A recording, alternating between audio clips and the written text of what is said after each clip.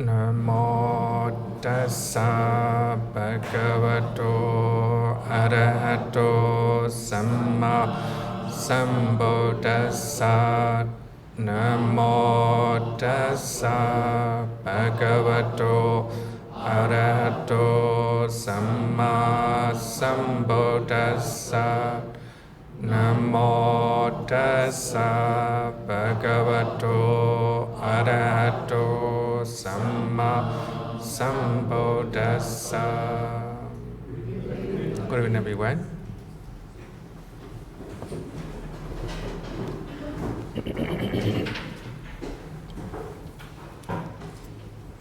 Today we will learn how to meditate on Buddha no Sati, recollection of the Buddha.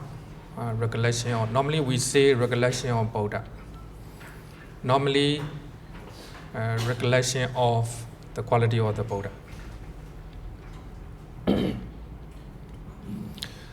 Vakali Sutta, I think many of you know that your Dhamman Pasati, Soman Pasati.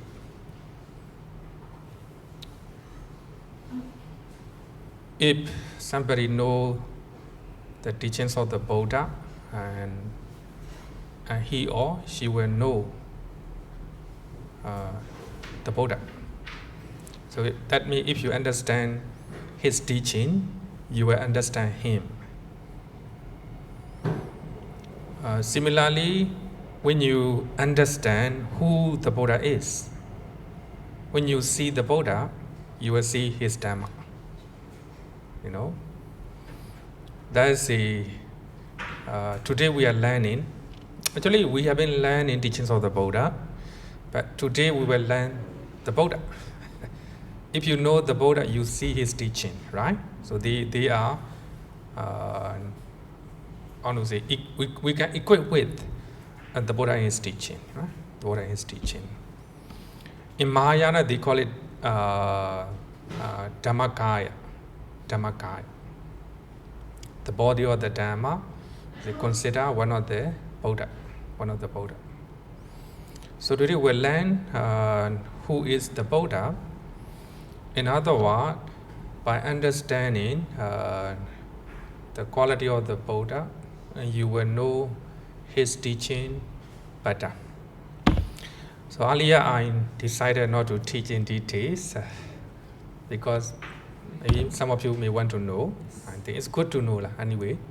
It's good to know. In Mandarin class, I'm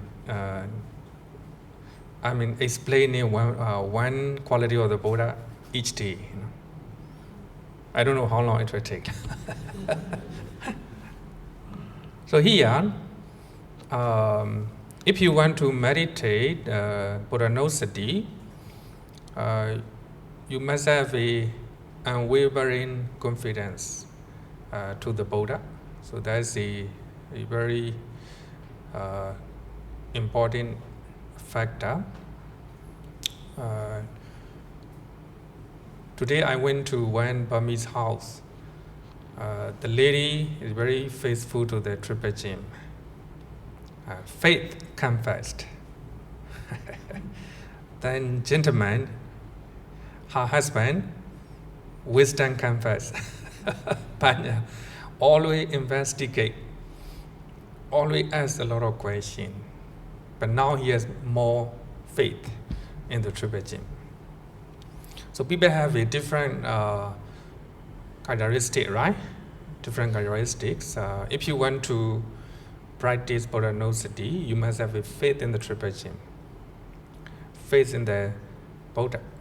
Unwavering faith to the Buddha. And it is the best to practice Buddha no Sati in a quiet place. Actually, every meditation, Visuddhimagga recommend to practice in a quiet place. Whatever practice, whatever practice.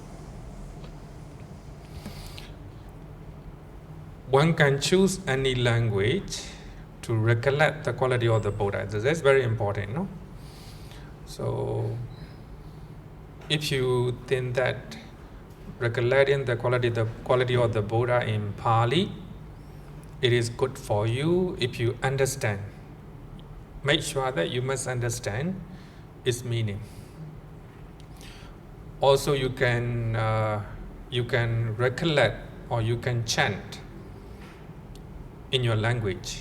Or it can be Mandarin, it can be English, any language.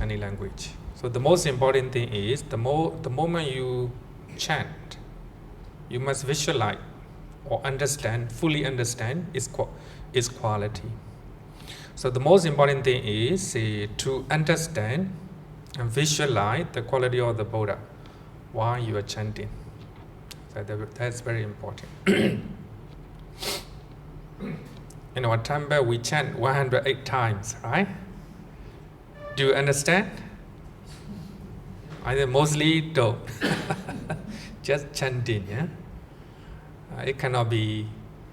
Of course, you accumulate a lot of meritorious deed. Just a normal meritorious deed. No? So if you know the meaning of each quality while you are chanting, then it's more meritorious. It's a meditation, bhavana, right? Bhavana.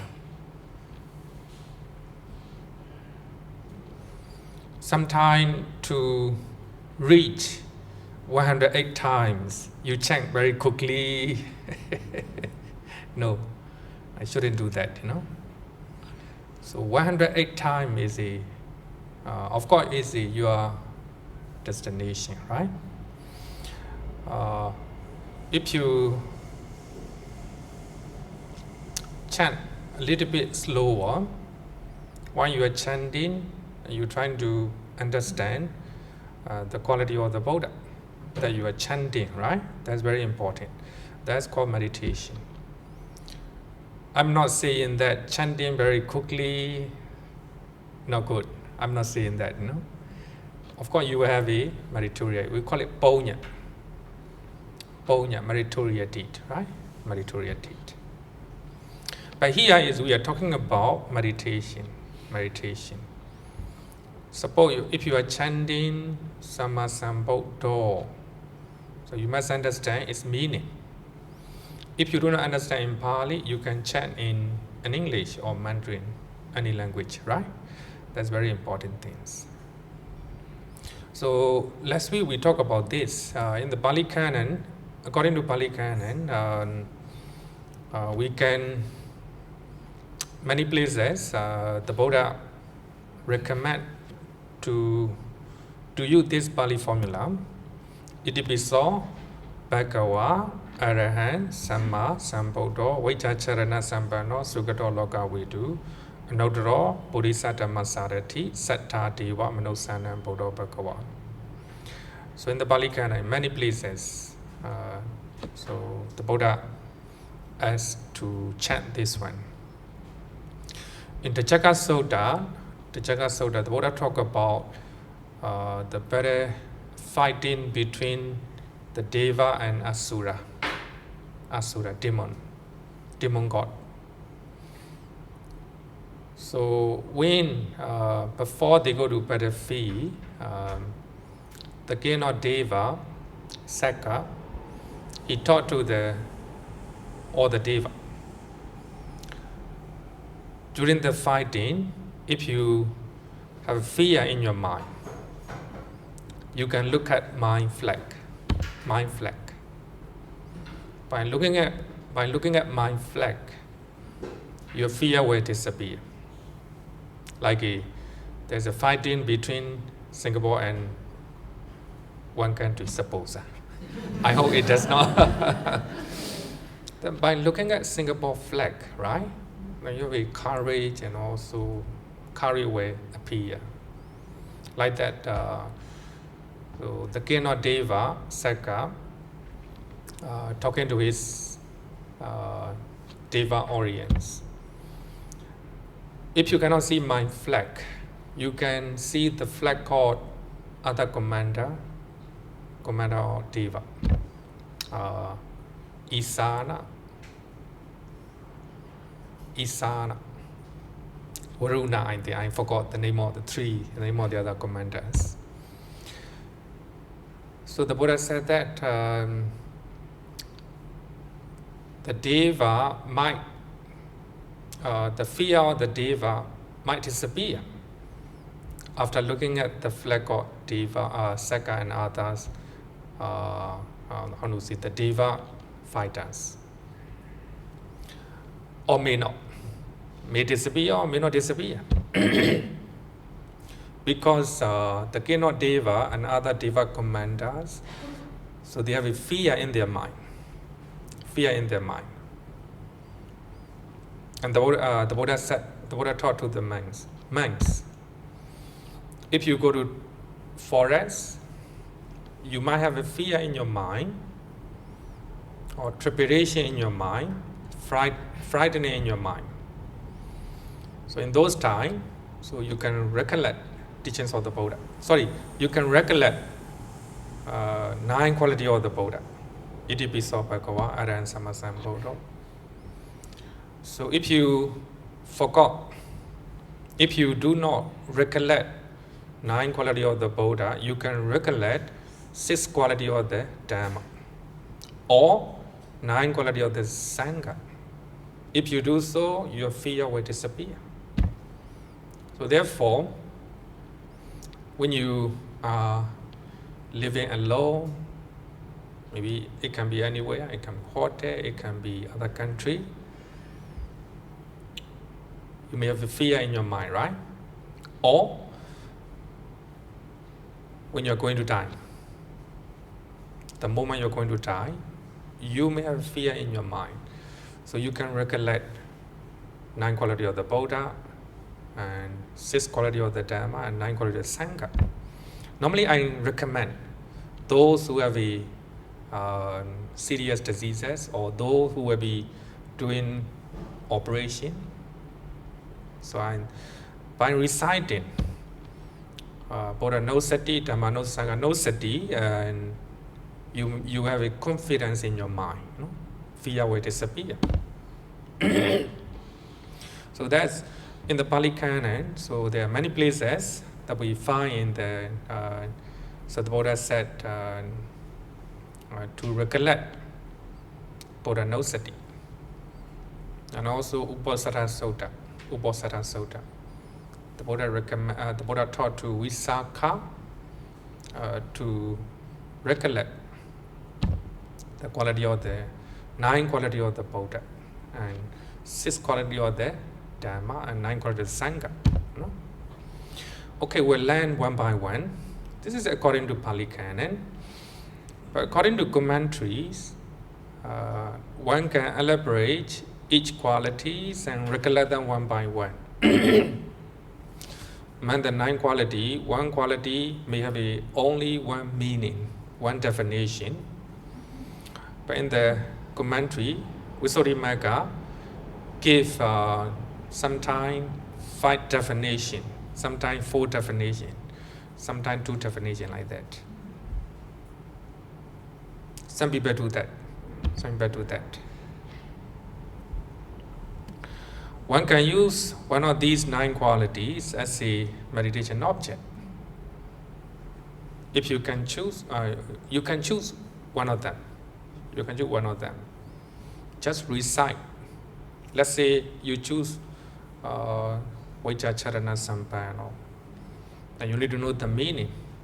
Just concentrate on that quality only. The mind is not going anywhere. No? The mind is not going anywhere. So generally in Arahant and Bodho are the most popular meditation method among them. The most popular meditation object among them. So last week I talked about one of the Buddhist monks who recollect the quality of Arahant, only Arahant.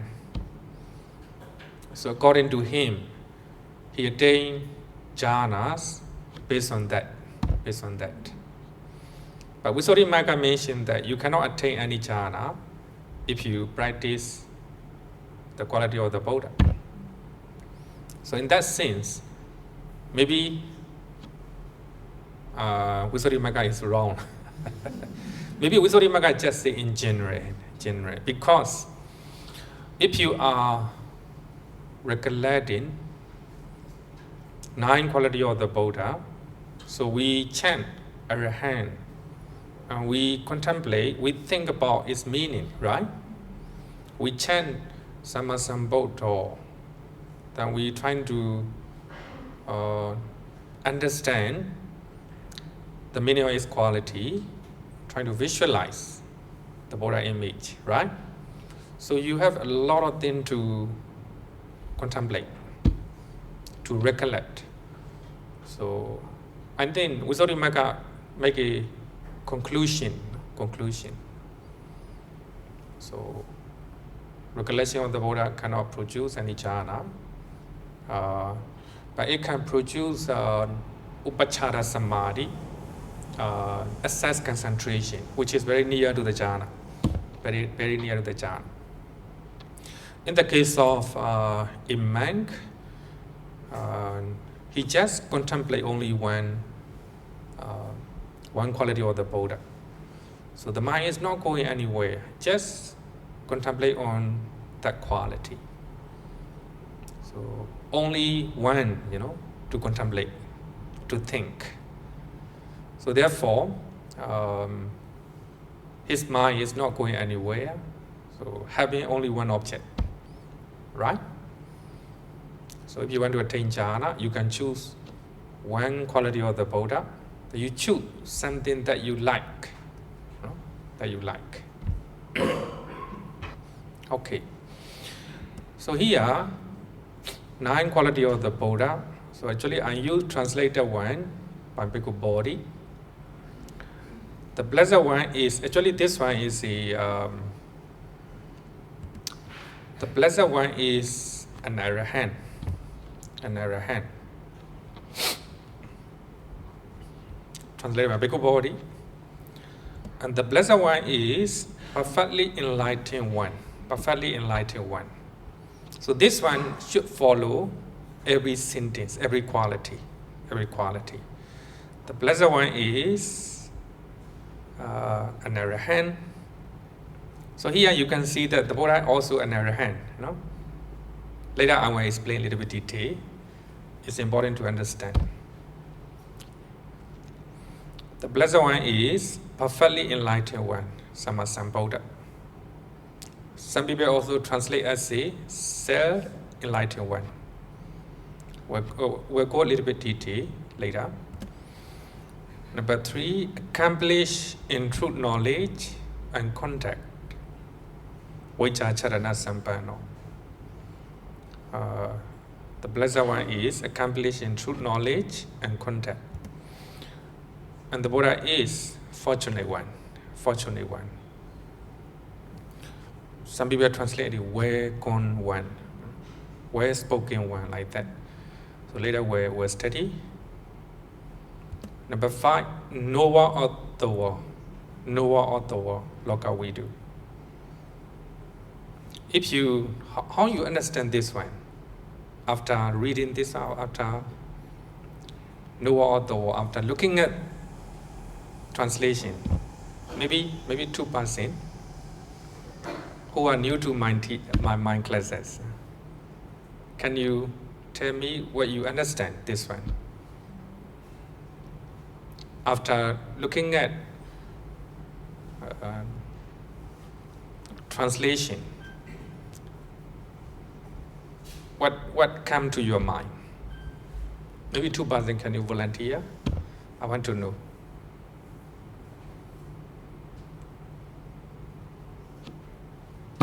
What do you think? I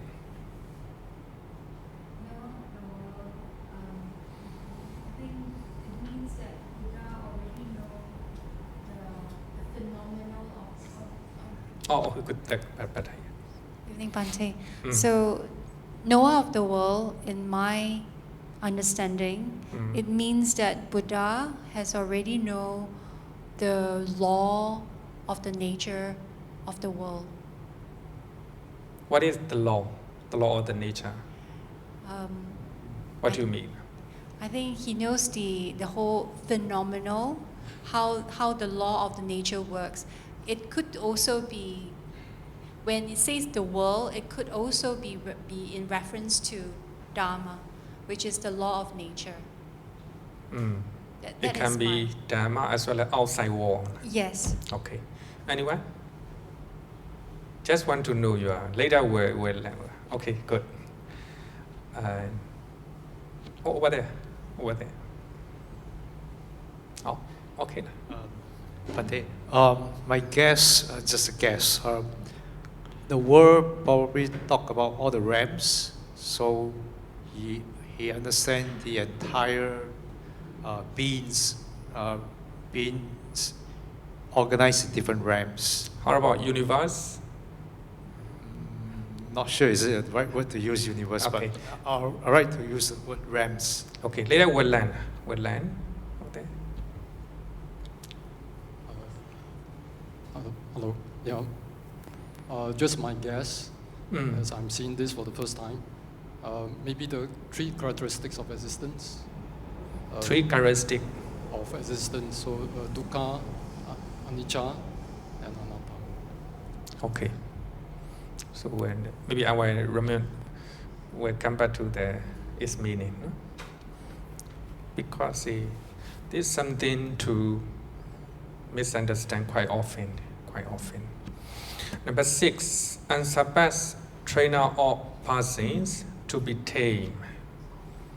The Buddha is very clever to tame people. Other one is the teacher of devas and humans. Nowadays, I like this one. Then number 8, the enlightened one, Buddha. The enlightened one. So there is a difference between the Buddha and Sammasambuddha. Buddha and Sammasambuddha. And number 9, the blessed one, Bhagawa. So this is translated by Bhikkhu Bodhi. So we'll learn one by one. So you have to use Visuddhimagga.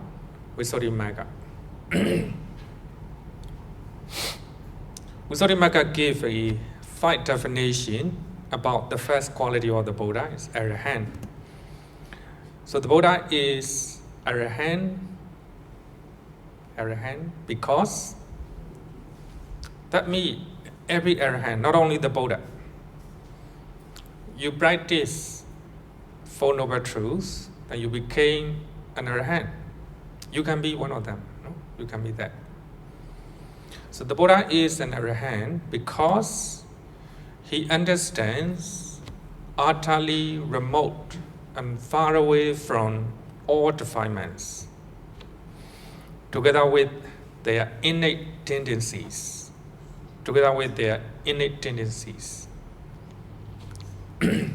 So the most important thing is far away from all defilements. The Buddha attained enlightenment at the age of 35 under the Bodhi tree. So from that time onward, there's no defilements in the Buddha. So therefore, he is called an Arahant. That's very important. So how can we know the Buddha is an Arahant? Very easy. Just read the suttas. So when you read the sutta, you will find that the Buddha never encouraged his follower to kill, to steal, or to embrace many people to become Buddhist. No, never. So when the Buddha have 60 bhikkhus, monks, and the Buddha told them to propagate. Actually, we cannot say propagate. The Buddha told them to teach his teaching. So the Buddha said, Bhujana Hitaya, for the well-being of many people. Bhujana Sukhaya, for the happiness of many people.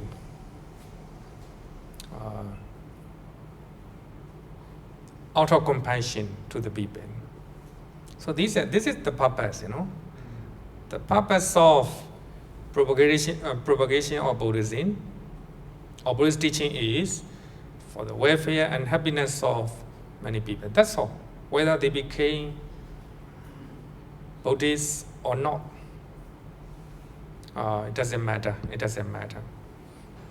Therefore, I think you may notice that Buddhists are very shy to combat other people.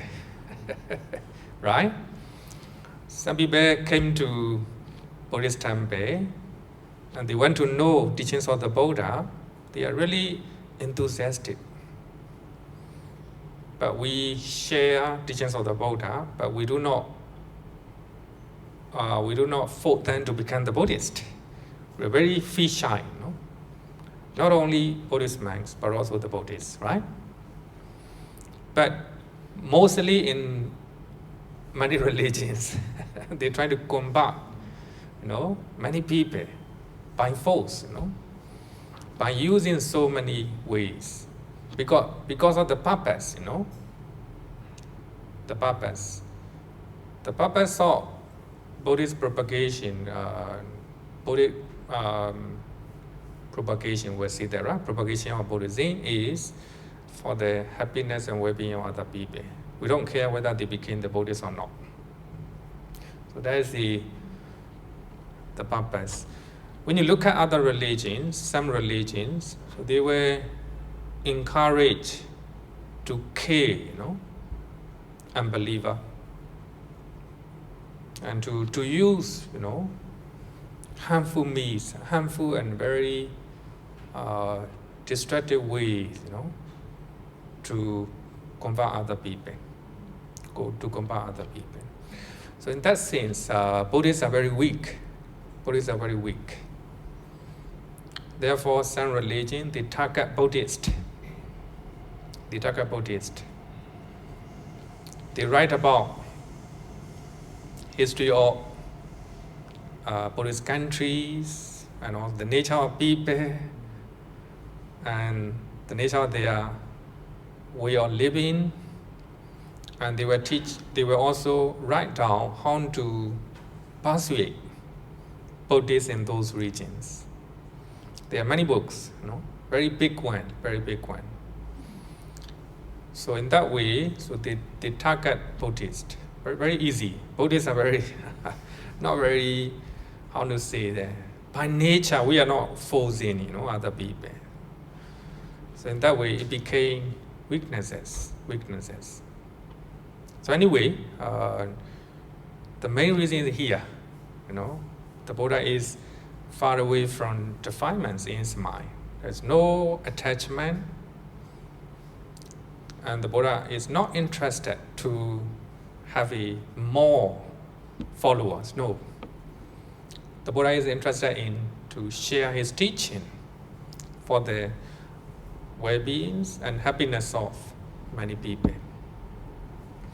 So by looking at the suttas, by reading the sutta, you will understand the Buddha do not have any defilements in his mind. We can see in the teachings. So therefore, I always said that some people, they told Buddhists, the Buddha already passes away, so their God is still living.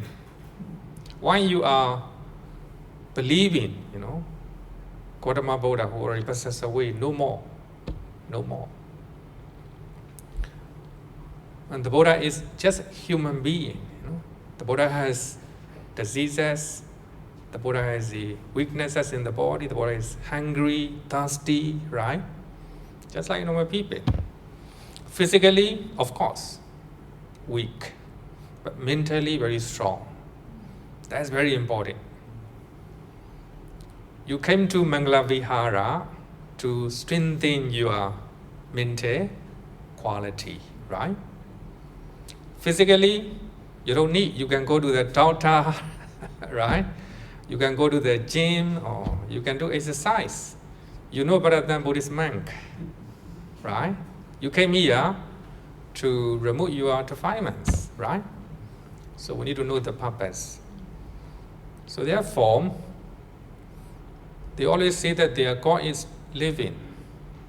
Normally I told them, show me. Show me just for 5 minutes, I will come back to your religion, When I was 22, I think. I normally go to near the river bank when I stay in Mandalay. By that time I was staying in Yangon.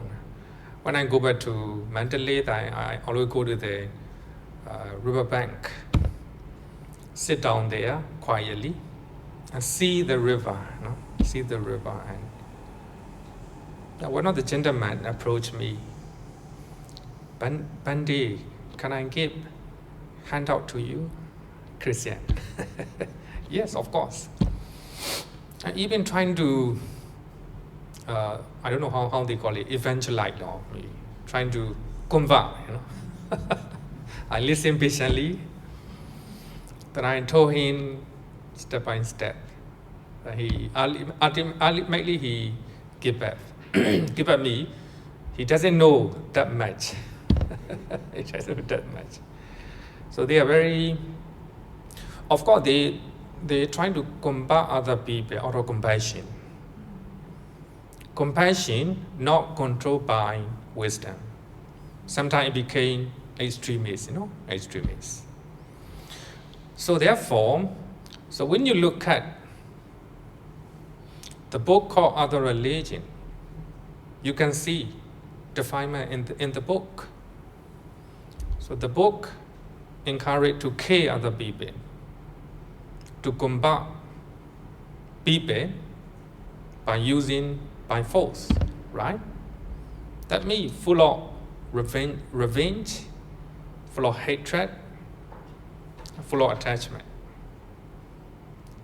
So when you look at teachings of the Buddha, hear me, suttas, the original suttas, you will not find such one, very pure. So therefore, I always say that the Buddha is mentally pure, because the Buddha is an arahant, right? That's very important one. Physically, the Buddha has, backache, diarrhea, and the Buddha has the constipation like that. So there are a lot, So no need to afraid or to mention that. So Pali Canon never afraid to mention weakness of the Buddha. In early Buddhism, never afraid, never feel shy to mention weakness of the Buddha, the bodily, physical weakness of the Buddha. But commentaries feel shy to mention the physical weakness of the Buddha, I think we don't need to feel shy. Because the Buddha is just a human being, right? You have feel cold, you feel hot, sicknesses, diseases, it doesn't matter. But we have to focus on the middle quality, right?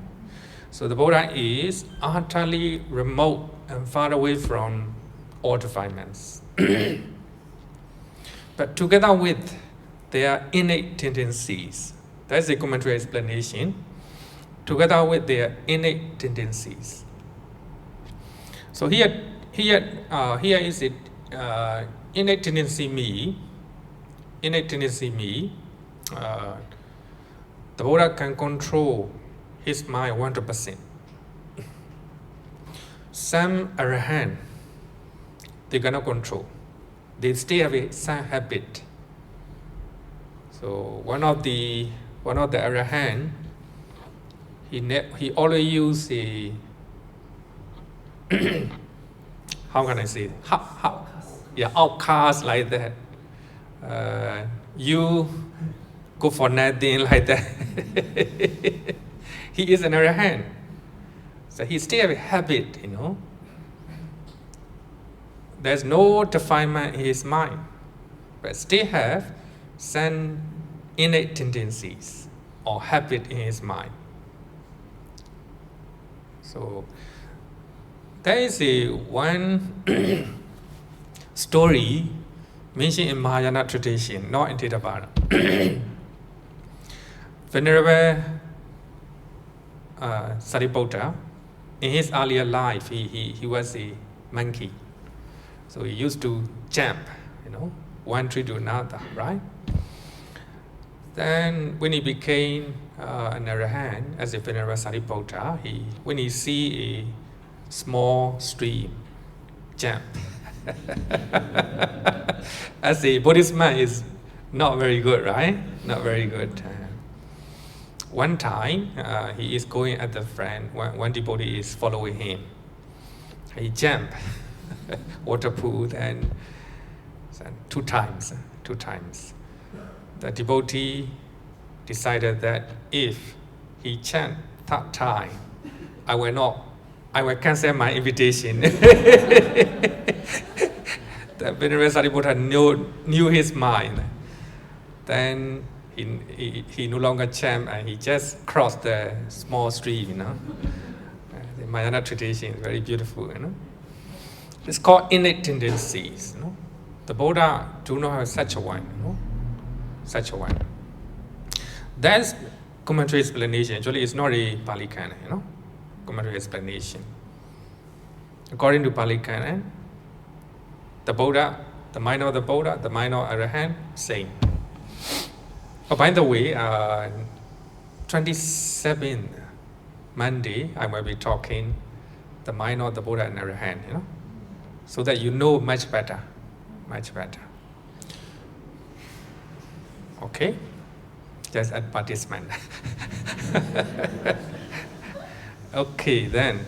This is the first definition. Another one is, all his enemies are destroyed with the path, with the Noble Eightfold Path.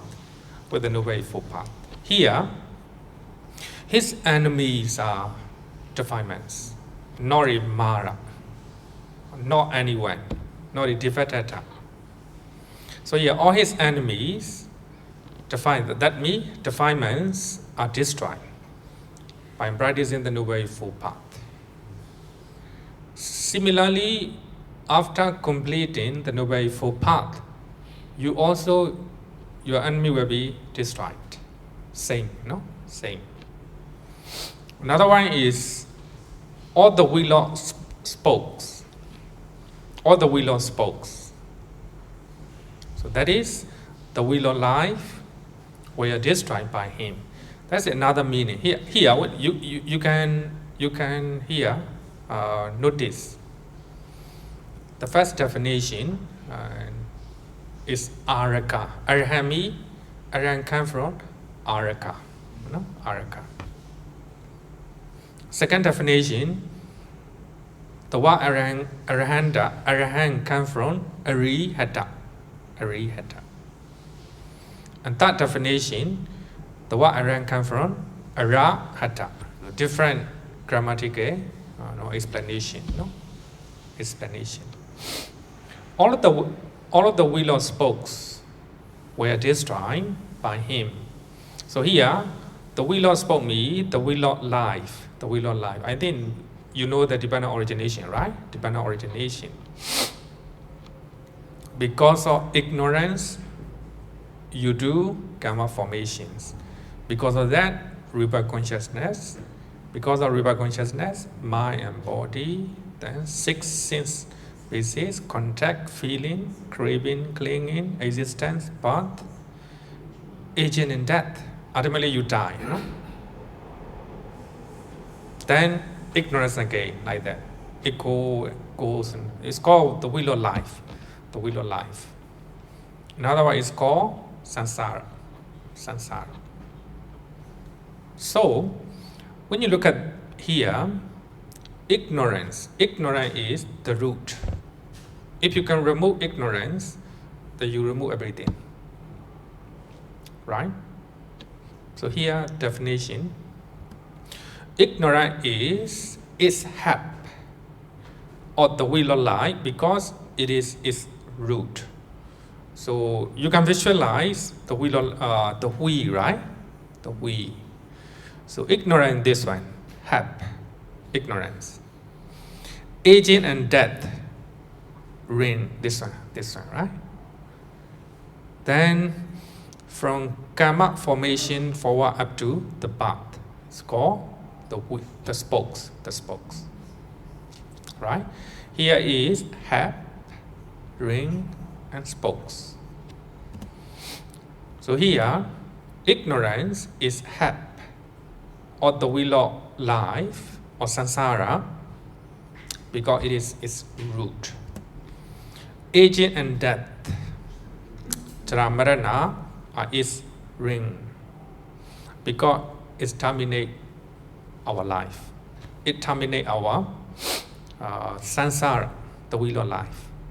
Because when Arahant and the Buddha died, right? So that consciousness will be the less. No more samsara, right? No more wheel of life.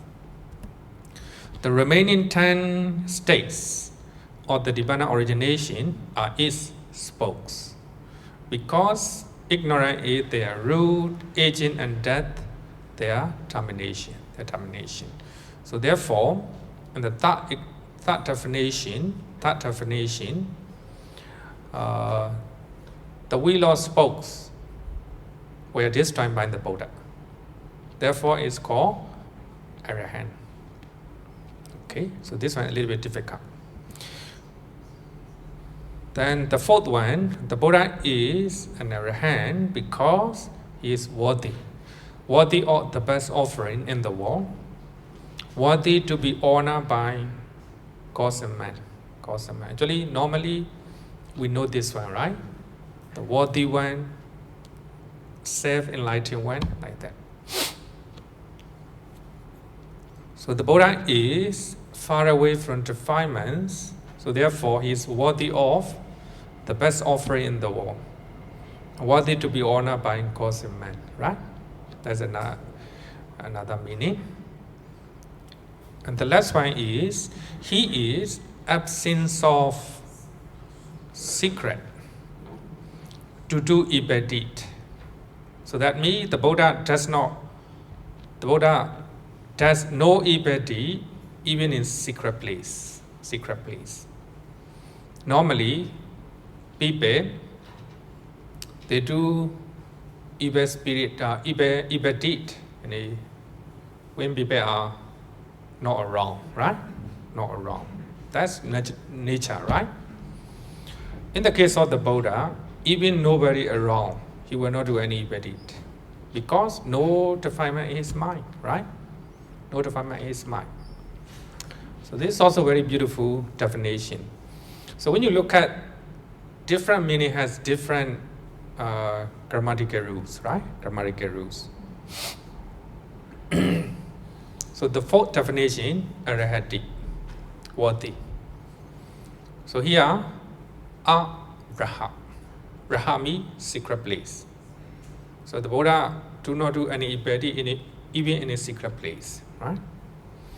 So when you recollect the quality of Arahant, we have 5 definitions. Some people do all the definition of Arahant, and they contemplate on that.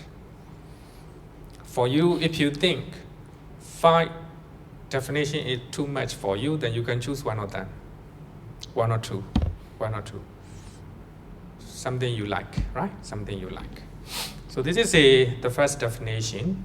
Normally, it can be for the Buddha as well as Arahants, all Arahants, right? All Arahants. This definition. Okay, any question?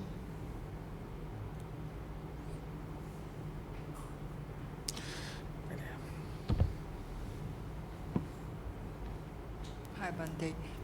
My question actually is regarding the Buddha Nusati. So, you're saying that actually when they recite, they have to understand the meaning. So my question is that, let's say if somebody who doesn't understand the meaning, but they really have very strong faith in Buddha. So does it accumulate merit? Of course, yes. Even they don't understand. Yeah. Because I've seen a lot of people, they actually have very strong faith, but actually they just don't understand. And the other question is that, is there any significance of 108 times reciting these qualities of Buddha? Normally, the concept of 108 comes from Hinduism. Because we have a counting rosary beat, right? 108 beats. Normally that comes from the Hinduism.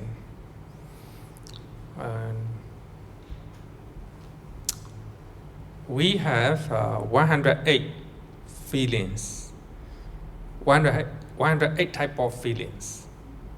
I don't know whether 108 is come from that. So the main thing is not in numbers, The main thing is not in numbers. The main thing is to understand the quality of the Buddha and try to visualize, right? The Buddha is far away from defilements. The Buddha do not do any unwholesome deed, even in secret place. Then I will follow the footstep of the Buddha. We have to go in that, up to that. When I look at one of the documentary that talk about the life of the Buddha, many scholars were interviewed in that the life of the Buddha BBC documentary. You can Google it. So in that documentary, one of the poet from I don't know which country she is from, Western lady. So she said that when she go to Boracaya, she would like to stand on the footstep of the Buddha. There are some footsteps in the Boracaya, right? But normally, as a Buddhist from Asian countries, we pay respect, to those footsteps of the Buddha. But she stand on that,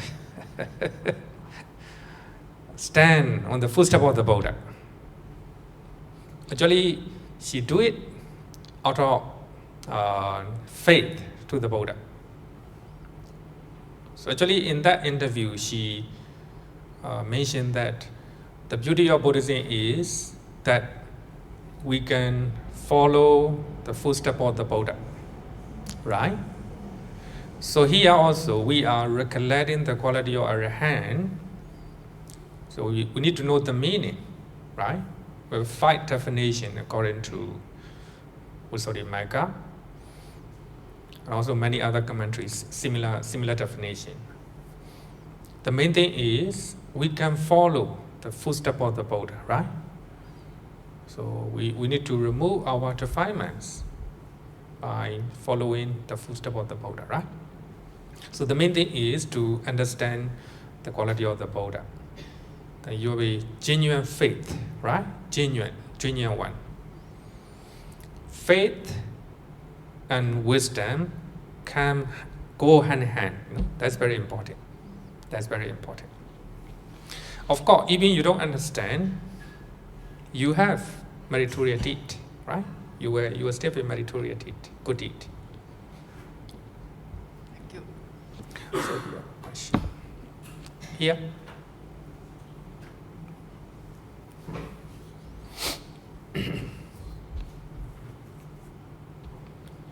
Bhante, hello. Bhante, I want to ask about the practicality during the meditation itself. I mean, in other meditation object, we have one object to focus. Yeah. Like for example, our breath or the kasinas and stuff.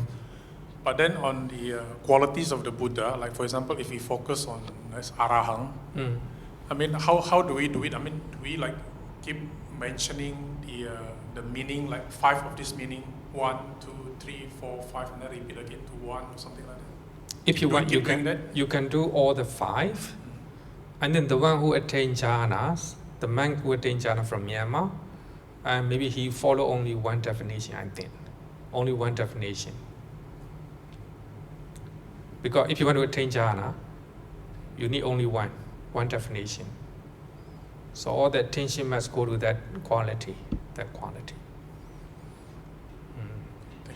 Because the recollection, Bodhanosati is one of the 4 meditation methods to safeguard our mind. When we are practicing breathing meditation, sometimes we would like to give up, right? We may want to give up. So in those times, you need to use one of the 4 meditation methods. One of them is the Bodhanosati. So by looking at the quality of the Buddha, then you want to practice again, no? Practice again. We call it Chaturaraka meditation method. Chaturaraka means 4 Guardian meditation method. Bodhanosati. Another one is Metta, loving kind of meditation. By practicing meditation, you may have a lot of pain in your body, then you would like to, you're not interested in continuing breathing meditation. Then you can practice metta meditation, loving kind. Later we'll talk about it. Another one is the Marananosati, recollection of death, right? So when you are lazy to practice breathing meditation or any other meditation, you can recollect the nature of death, right? Then you're reminded, I might die any time, right? If I do not meditate, it will be a waste, right? Like that. Another one is the furnace meditation, right? Sometimes when our mind is attracted to sensual pleasures, especially the opposite sex, like as a man to girls, as a girls to men, then we can practice the Asubha Bhavana. In that way, then you change, you are lest to opposite sex remove, right? So that means the Bodhanosati is one of them. So you can use this meditation before you meditate, to generate faith in the Triple Gem. Okay, then the next one, Sammasambuddha. Sammasambuddha. He has enlightened all the things rightly and by himself. So here we can divide into 3 words. Buddha means to know, the one who knows, right? Samma, rightly. Samami, rightly. Sami, by himself, without a teacher. So therefore we say enlightened Buddha, Say enlightened Buddha. Both Pali Canon and commentary literatures define the enlightenment of the Buddha as knowing the Four Noble Truths. Knowing the Four Noble Truths. That's very important. Buddha me, who know the Four Noble Truths. Buddha me. And Sammasambuddha is the same thing. Knowing the Four Noble Truths. So in this case, we have to differentiate between Sammasambuddha and Buddha. If you know the Four Noble Truths, you will be the Buddha. We call it Savaka Buddha. But you cannot become Sammasambuddha. Because you just listen to the teachings of the Buddha and practice, right? You know the Four Noble Truths. So that means Pali Canon as well as the commentaries, they define enlightenment of the Buddha as a knowing the Four Noble Truths. Buddha is a self-enlightened one, no teacher, an enlightener for other people. Enlightener or for other people. So we can quote Sammasambuddha Sutta. Saranadika chapter 22, that talk about 5 aggregates. Sutta number 58. So here, we need to understand the difference between the Buddha and other arahants. So according to suttas. So in Sammasambuddha Sutta, before this sutta, we have Anatta Lakkhana Sutta. As you know that a group of 5 monks, after listening to the first sermon, they became Sotapanna, and the Buddha taught Anatta Lakkhana Sutta, that is course on non-self. Even though the name is Anatta Lakkhana, but it talk about 3, nature, dukkha, anatta. Nature, dukkha, anatta. Then after listening Anatta Lakkhana Sutta, which is Sutta number 57, 57. So they became arahants. So after Anatta Lakkhana Sutta, this Sutta came. So there should be a distinction between arahants and the Buddha, right? This Sutta differentiate. In Sammasambuddha Sutta, the Buddha said that both the Buddha and arahant disciple,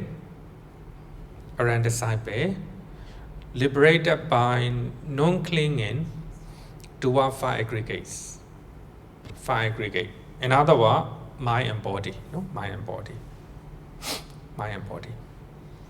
So here, their minds, the Buddha and every arahant, so their minds are liberated by non-clinging to 5 aggregate. In that way, they don't have any clinging to their body, to their mind, to everything, And that's in they're the same. Then the Buddha Father said that they are in bhikkhus. What is the distinction? What is disparity? What is the difference between the Tathagata or the Buddha, the arahant? The Buddha also an arahant, and perfectly enlightened one. The Buddha used for him the perfectly enlightened one or self-enlightened one, right? Self-enlightened one. Even the Bhikkhu Bodhi sometimes translate differently. In other book, he self-enlightened one, he translate. But in Sutta Nikaya, he translate this one, the perfectly enlightened one. And a bhikkhus liberated by wisdom. So here, the Tathagata is the Buddha, and the arahant, the perfectly enlightened one, are his qualities. Sorry. A bhikkhu is the arahant disciple. A bhikkhu liberated by wisdom. That means a normal arahant disciple.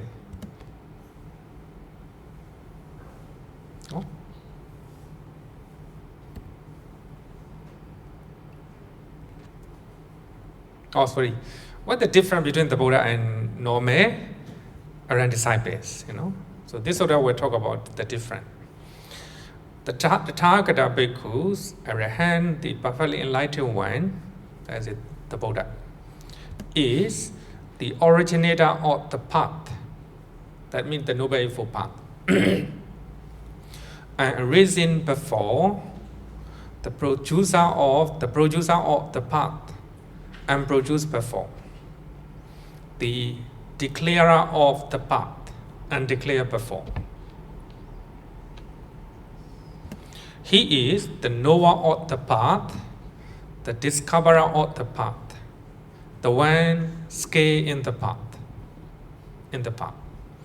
So that is a quality of the Buddha. The Buddha is the originator, the producer of the Noble Eightfold Path. And he declared, right? He discovered it. And the Noble of the Path, the discoverer of the Buddha discovered. The Noble Eightfold Path has already before, at the time of other Buddhas, right? But he discovered it. And his disciples, in Pali we call it Savaka, his disciples now dwell following that path and became possessed of it afterwards. That means his disciples practiced the Noble Eightfold Path and they became the Noble of the Path. Sorry, they became possessed of it. So that's the difference. The Buddha followed the Noble Eightfold Path and he discovered it, right? He's the producer of the Noble Eightfold Path. And disciples they follow. But enlightenment is the same, no different. So the Buddha said that there's only one taste in Buddhism. That the taste of liberation. Liberation of the Buddha and liberation of other arahants are the same. They experience the bliss of liberation. So their minds are liberated from craving or grasping. And therefore, their minds are liberated from suffering, right? Suffering. So they are free. So in that sense, they experience the bliss of Nibbana. Same, no? Then you also practice meditation, then you became an arahant, and you experience the same taste. Right? That's very important. That's the reason why the Western lady, poet, you would like to stand on the footstep of the Buddha. That means actually she is poet, so therefore she trying to use a metaphor actually. So, because in their religion, in our formal religion, nobody became the God, right? Nobody became the God. But here, if you follow the Noble Eightfold Path, you can become the Buddha, right? You can be the Buddha. So therefore, she is very happy to talk about that. Okay, so this is a difference between the Buddha and nomadic. There's many Pali canon. So here in Pavarana Sutta, Venerable Sariputta also mentioned the same expression in Pavarana Sutta. Pavarana means invitation. Because at the full moon day, we have to invite each other to the monks. So we sit down in the ordination hall, we invite whether you see my wrongdoing and tell me, if you see like that. It's called Pavarana. So here also, after the Vasa period, 3 months of rain retreats, the Buddha and Arahant, they do Pavarana, invitation each other. So when they see any wrongdoing, they can correct each other. That's a very beautiful tradition. So in this sutta, Venerable Sariputta also mentioned the difference between the Buddha and disciple Arahant. No? So I will quote one more sutta. It's called Gopaka Moggallana Sutta. Gopaka Moggallana asks the question. Gopaka Moggallana is the workers, actually is a carpenter. Carpenter is doing his job. This sutta is recorded after the Buddha passes away. The Buddha already passes away. The Gautama Kopaka Moggallana said that. Master Ananda, is there any single bhikkhu sorry, who possess in each and every way all those qualities that were possessed by Master Gautama, accomplished and fully enlightened? Because the Buddha already possessed away. So you want to know, is there anyone who was appointed as a leader? The Venerable Ananda said that no, nobody was appointed as a leader, because the Buddha said that when I pass away, my Dhamma and Vinaya will be your teacher. So therefore, in Buddhism, there's no chief monks. There's no chief monks, right? Dalai Lama is not a leader of Buddhism. No, nobody. So our teacher is Dhamma and Vinaya. No? Dhamma and Vinaya. So therefore, and Kopaka Moggallana asks, is there anyone who was appointed as a leader? No. And he asks, is there anyone who is equal, who has a equal quality with the Buddha? Then, so Venerable Ananda said that there's no single bhikkhu, Brahmin, who possesses in each and every way all those qualities that were possessed by the Blessed One, accomplished and fully enlightened one. No one equal to the Buddha. For the Blessed One was the arouser of a rising path, the producer of the unproduced path, and the declarer of the undeclared path. He was the knower of the path, finder of the path, the one skilled in the path. But his disciples now abide following the path and become possessors of it afterwards. So when you look at the difference between the Buddha and Arahant, right?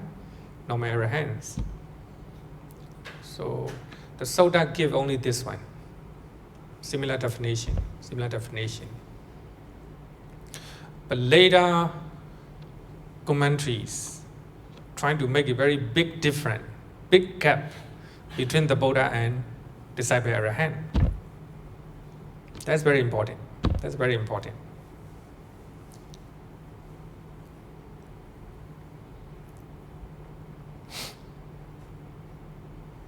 So when you look at the Sutta, it's not much different, not much different. It is significant that after Sammasambuddha Sutta, another Lakkhana Sutta follows. Sorry, actually, earlier I mistakenly talked. Another Lakkhana Sutta came first. No, after that. It is significant that after Sammasambuddha Sutta, another Lakkhana Sutta follows. So this Sutta record following statements at the end of it. While this discourse was being spoken, the mind of the bhikkhus of the group of 5 monks were liberated from the taints by non-clinging. So when you look at this one, we can understand the nature of Arahant, the nature of the Buddha. The mind of the 5 monks were liberated from the taints. So their minds were liberated from the taints. Taints normally is Lobha Dosa Moha, Lobha Dosa Moha. In what way they are liberated? By non-clinging, by removing attachment or grasping. Very simple, That shows how they became an Arahant. So that means when we can practice non-clinging or non-attachment to our body, our mind, things, what we see, hear, we are closer to enlightenment. That will be the purpose, purpose of meditation. So, Mahavaka Pali or Vinaya Pitaka mentioned that after listening Anatta Lakkhana Sutta, a group of 5 monks, they became an arahant. So Vinaya Pitaka recorded that incident. By that time, there are 6 arahants in the world. There are 6 arahants in the world. That's very important lines, very important lines. Because Theravada Buddhist trying to make a very, very big gap between Sammasambuddha and arahants. They forgot that the Buddha also arahant. We are always chanting Namo Tassa Bhagavato Arahato. Arahato means arahant. Right? Here Vinaya Pitaka, Pali, recorded that after a group of 5 became arahant, so it recorded that there are 6 arahants in the world. So that means one is the Buddha. So that means I want to highlight Theravada, they make a very big distinction, big gap between the Buddha and arahant. They forgot that the Buddha also arahant. So actually, the word arahant is very important qualities. Free from defilements, right? In the minds of the Buddha, there's no defilements. There's no lobha, dosa, no moha, right? When we are practicing meditation, to remove them. Same, right? So that will be the main quality we have to focus. Forget about other things. Forget about diarrhea of the Buddha, or forget about sickness of the Buddha. No need to feel shy, No need to feel shy. Because when you read the Pali commentaries, they're trying to cover all these one. Trying to cover. So actually this is a wrong way of thinking. So there's a in Theravada, Mahayana, they look down on the path of arahant. They look down on arahant. They say that Theravada, they are the path of arahant. Therefore, they call it Hinayana, small vehicle. So their path is a greater one, Mahayana, greater vehicle. So they look down on Theravada because we are not practicing to become the Buddha. We are just trying to practice to become an arahant. They forget the Buddha also an arahant. Sakyamuni Buddha also one of the arahant. The Noble Eightfold Path in Theravada, the Noble Eightfold Path in Mahayana, same. That will be vehicle. That will be the yana. Yana actually is a metaphor. In one sutta, Achara Sutta from Samyutta Nikaya, the Buddha said that if you are riding a particular vehicle, that means the Noble Eightfold Path, you will reach to Nibbana, whether you are man or woman. Very beautiful gatha. Man and women, there's no difference. As long as you practice the Noble Eightfold Path, you will reach to Nibbana. It's a metaphor. So that means whether you're man or woman, or rich or poor, educated or illiterate, when you follow the Noble Eightfold Path, you will attain Nibbana. And in one sutta, the Buddha said that the Noble Eightfold Path as a Brahmayana, Dhammayana. Brahmayana means the noble path.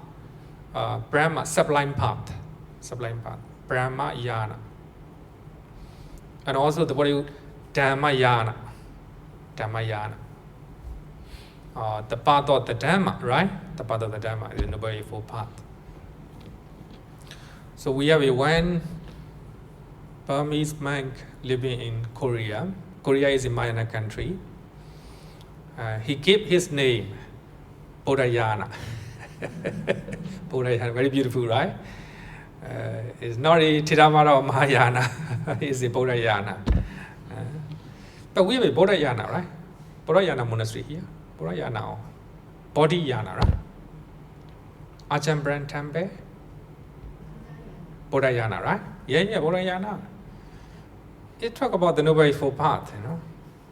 So there's no lesser vehicle or no greater vehicle. Only one vehicle. That's the Noble Eightfold Path. When you study the Noble Eightfold Path in Theravada, in Mahayana, same, you know, no different. So that means no lesser vehicle or greater vehicle. So therefore, we need to know that one, right? The purpose is liberation of the mind by non-clinging. No? Liberation of the mind. If you practice the Noble Eightfold Path, then you will attain Nibbana. Your mind will be liberated from defilement, right? Okay, any question? That's very important concept.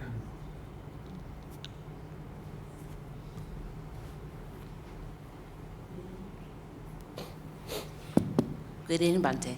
I wanted to ask, what's the difference between the Sawaka Buddha and Pacceka Buddha? Pacceka Buddha. Yes. Sawaka Buddha is a disciple of the Sammasambuddha, and after listening teachings of the Buddha, Sammasambuddha, he practiced and became an arahant. Pacceka Buddha appear outside of Buddha dispensation. Outside of Buddha dispensation. According to commentary, one day Buddhism will disappear. One day Buddhism will disappear. Some people even say that 5,000 years. After 5,000 years.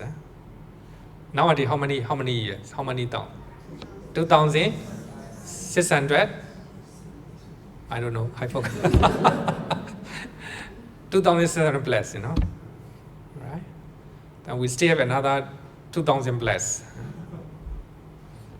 But that's not taught by the Buddha, it's taught by the commentators.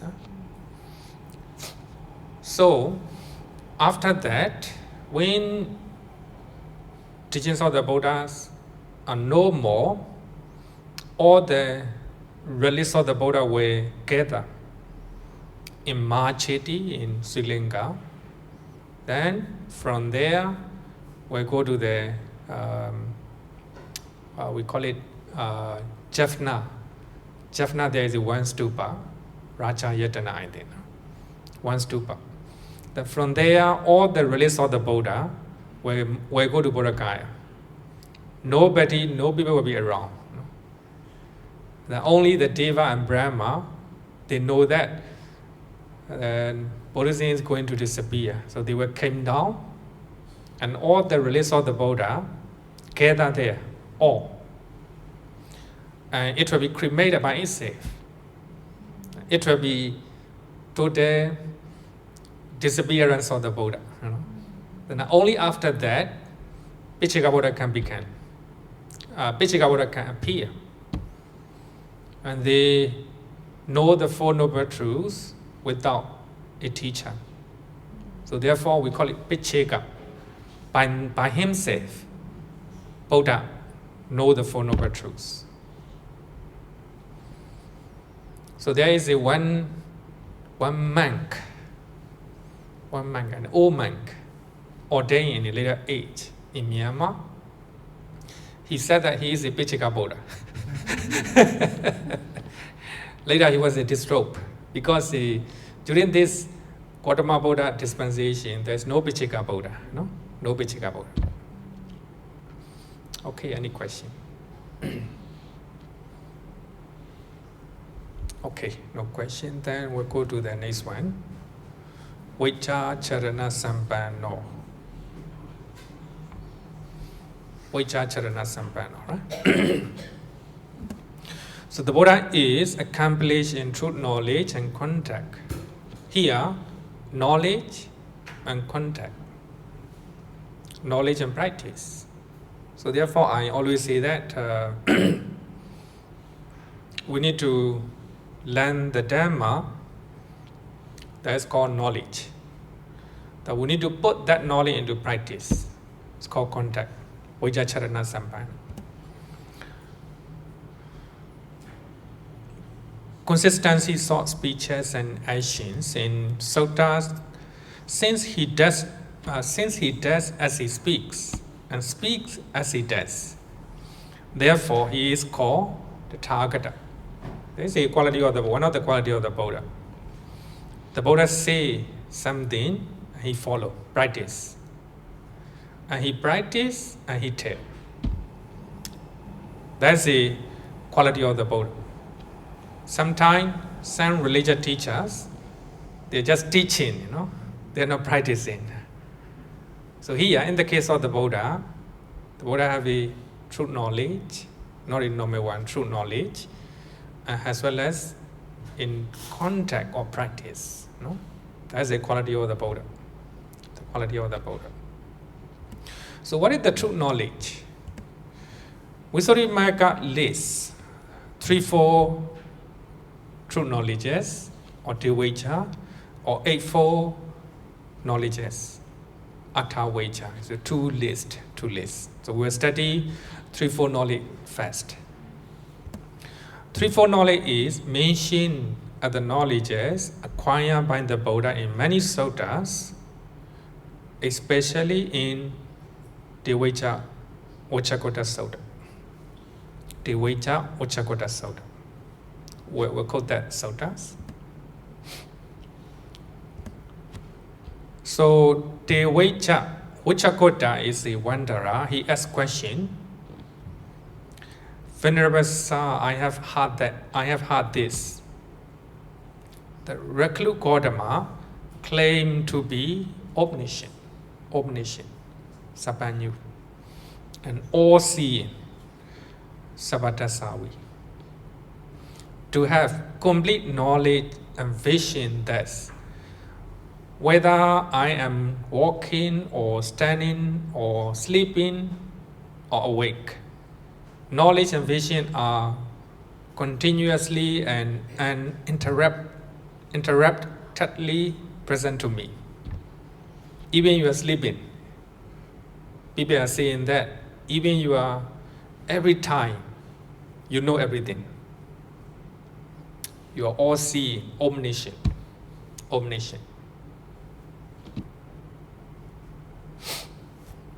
So Uccakotta is a wanderer. He asks question. He asked from some people. Gautama Buddha claimed to be an omniscient, all-seeing, Sapanyu, and all-seeing. So here, the most important one is whether he is walking, standing, sleeping, even sleeping, and awake. Knowledge and vision are continuously present to him. That's called Sapanyu.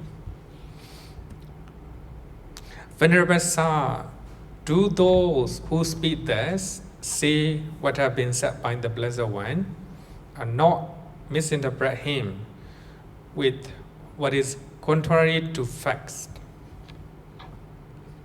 Do they explain in accordance with the Dhamma in such a way that nothing which provides a ground for censure can be legitimately deduced from their assertion? So that means he heard that. Are they talking the truth? Whether they are blaming you without any ground, without any base. And the Buddha said that, Vacca, those who say that do not say what has been said by me, but misinterpret me with what is untruth and contrary to fact, contrary to fact. So that means the Buddha is telling him that it's not a Sabanyu. He is not omniscient. He is not a all-seeing. Because when you read the teachings of other religions, they call omniscient, right? Almighty God, omniscient, like that. But here the Buddha is not. Watcha, if you answer this, the Recluse has threefold true knowledge. In Pali, Devaita. You will be saying what has been said by me and what will not misinterpret me with what is contrary to fact. So that means you can say that I am possessed of threefold knowledge. Not is Sabanyu, no? Not the omniscient one. So here we need to know what are the threefold training. I think many times I talk about this. So the first one is the knowledge of recollection of past life. Popa knows it. Pope Nivasa knows it in Jnana. At the age of 35, Prince Siddhartha decided to make a firm determination. If I do not become the Buddha, I will not get up. He sat down under the Bodhi tree. Then he attained the fourth jhana. And he emerged from the fourth jhana. So his mind is very clear, pure, like a polished mirror. So he inclined his mind to know his past life. So he trying to recollect many of his past life, thousands, millions, billions of his past life. It's called the first. We call it the first watch or night. The first watch or night. He trying to recollect his past life. He was born as an animal. He was born as a man, as a woman, as a deva, as a Brahma. Right? Then ultimately he was born as a deva in Tusita heaven. He came down as a bodhisattva, right? Bodhisattva. So he recollect all his past life. Thus, with the details, particulars, I recollect my meaningful past life. This was the first true knowledge attained by me in the first watch or night. You can imagine that if we recollect, if you have the ability to recollect our past life, right? We know cause and effect. Because of it, that happened, right? Because of it, that happened. It's called dependent origination, no? Dependent origination. Second one is the knowledge of the passing away and reappearance of beings. So that means in the second watch or night, this was the second true knowledge attained by me in the second watch or the night. So you can divide the night into three parts, the second watch or night. So this one is knowing the life of other living beings. And he know somebody passes away and he was born in another place and he is poor. Why he is poor? It's ugly. Why? Beautiful. Why? Cause and effect. Dependent origination. Dependent origination. So they go to heaven, they go to hell, no, cause and effect. Sometimes we call it divine eye, Devachaku. Devachaku is the ability to see the life of other beings as if looking at a movie, right? Very clear, very clear. So the Buddha knew that because of that they get into trouble. Because of that, they can remove from their suffering like that, cause and effect.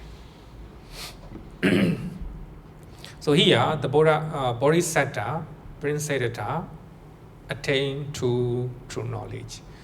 Recollection of his past life, recollection of the life of other beings, no? Beings. And the last one is the knowledge of cessation of taints. The knowledge of cessation of lobha, dosa, moha. It's called it aswakkhaya jnana. So this was the third true knowledge attained by me in the third watch or night. So that is actually after knowing his past life and past life of other beings, he began to know the cause of suffering of all living beings, including him, and the cause of his suffering, and cessation of suffering, and the path that leads to cessation of suffering. So here, the knowledge of cessation of taints here means knowing the Four Noble Truths. Knowing the Four Noble Truths. He knows this is suffering. He knows this is the origin of suffering. This is cessation of suffering. This is the path that leads to cessation of suffering. After knowing the Four Noble Truths, his mind was liberated from the taints, defilements, whatever you call it. Sometimes the Buddha used the word defilements, kilesa.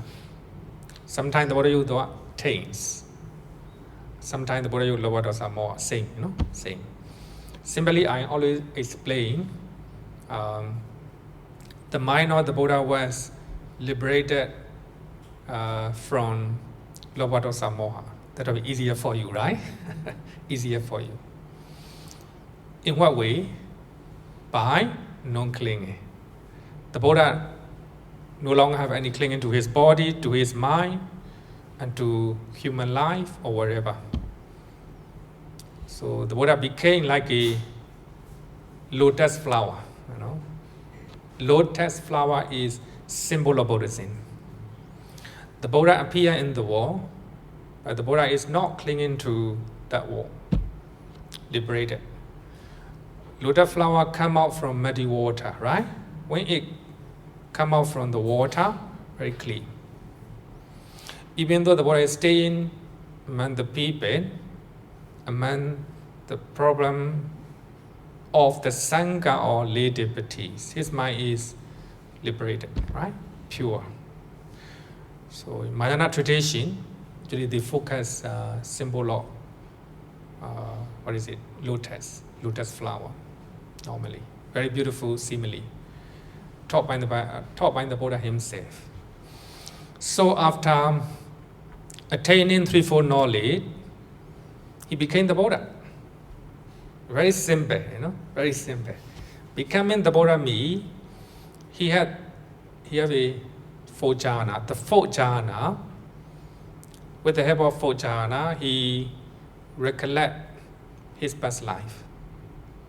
And he recollect the life of other beings. In that way, he know cause and effect, dependent origination. Because of this, that happened. This is suffering. This is the cause of suffering. Then this will be the path that leads to suffering. This will be the cessation of suffering. Four Noble Truths, right? So becoming the Buddha here means knowing the Four Noble Truths. And the Buddha discovered the Noble Eightfold Path, right? The Buddha produced the Noble Eightfold Path. He taught his disciples. So his disciples follow and practice, and they became an arahant. Becoming an arahant here means knowing the Four Noble Truths. In that way, their mind are far away from defilements, right? Arahant. So when you want to know how Sakyamuni Buddha or Gautama Buddha, Prince Siddhartha became the Buddha, so you can read these suttas. Very simple one, You can read these suttas. Later I will send it to you. Send it to you. Maybe today I may I add another 10 minutes because I want to finish. Is the Buddha omniscient. That's very important one. Very important one. The post-canonical and commentary texts tend to attribute the Buddha as a Sabbanyu. Sabbanyu means the one who knows everything. Who know everything. In English, omniscient one. Omniscient one. But the way Patisambhida Magga Pali interpret is beautiful. Patisambhida Magga is post-canonical. It's not a canonical text. Post-canonical one is written in later period. Very, very early, right? Very early. And also, Milena Panya also mentioned the same thing. So in that, Theravada Vacha Kota Sutta, no? Theravada Vacha Kota Sutta. Vachakotta is asking the Buddha, are you omniscient? Some people say that you know everything, even you are sleeping. The Buddha said, no. I have only threefold knowledge. But here, the commentary always says that the Buddha is omniscient. Sabbanyu, Sabbanyu. But here, Patisambhida Magga said that all things are available to the advantage of the awakened one. The Blessed One are available at his wish, are available to his attention, are available to his thought. So here, all things are available to the advantage of the awakened one. Hear me. When the Buddha is sleeping, he doesn't know everything. But he wants to know something and he think about it. He know. That's Sabbanyu. So in that sense, the Buddha knows universe. The Buddha knows that our planet is round, not flat. And the Buddha knows everything. Future, past, future, present. So that means here, to advantage of the awakened one. Advantage is, when you learn the Abhidharma, right? Advantage consciousness. Advantage here means, now I'm teaching, that I incline my mind to my father. That I know what my father in the village in Myanmar is doing. Like that. So here, advantage or thinking. Suppose when the Buddha want to know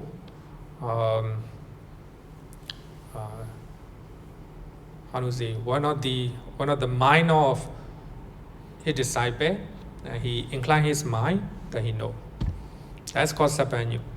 It's logical, of course, logical. So we also have one or two suttas that support this idea. That I forgot the name of the sutta. Theravada Vacha Sutta clearly mentioned that the Buddha rejected the notion of omniscience and all-seeing by himself. Many sutta highlight that the Buddha is the knower of the world, Lokavidu, because he knows Four Noble Truths. And he knows 5 aggregate. He knows 6 sense species in all their aspects. So here, knower of the world here means knowing the Four Noble Truths. This is the world. Knowing the 5 aggregate. And knowing the 6 sense species in their aspect. So later we'll learn know the world in later next week. So here, so when you quote Theravada Sutta, the Buddha said that he has only 3 knowledge. It's not his Sabbanyu. But here, the way he asks is even the Buddha is sleeping. Anytime, the Buddha know everything. Not like that. Not like that. The Buddha need to think about something he want to know. No? Then he know everything. So that is the post-canonical text. Okay, one question if you want.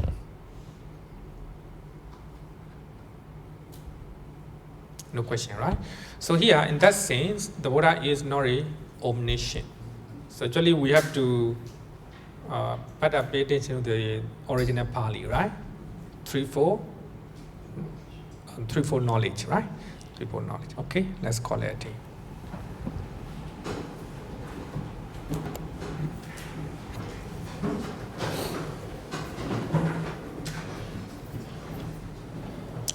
Yo varatam pavaro manu jesu sakyamuni bhagavakata kecho parakato bala vidiya samangi dan sugatam saranatamu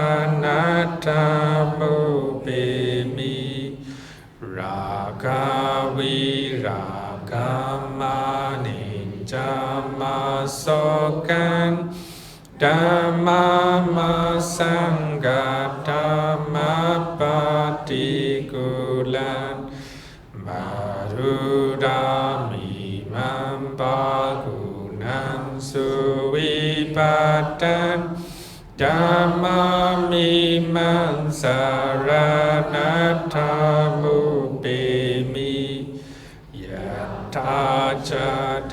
namaha palamahu chatusu susisu buddhisa yugesu attaca bogat Madasati Sangamimam Saranatamu Bemi. Sadhu, sadhu, sadhu. Good night, everyone.